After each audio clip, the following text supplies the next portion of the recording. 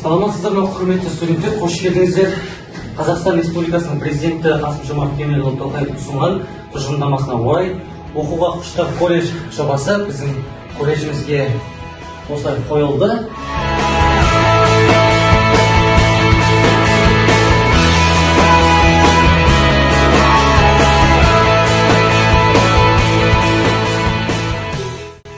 Әрбір уақыттарыңызды осындай кітаппен бірге өткізіңіз деген мақсатта сағат көрінісіндегі, уақыт көрінісіндегі осындай инсталляциялық көрме ұсынылды. Бұл жерде түрлі кітаптарды алып көрсеңіздер болады.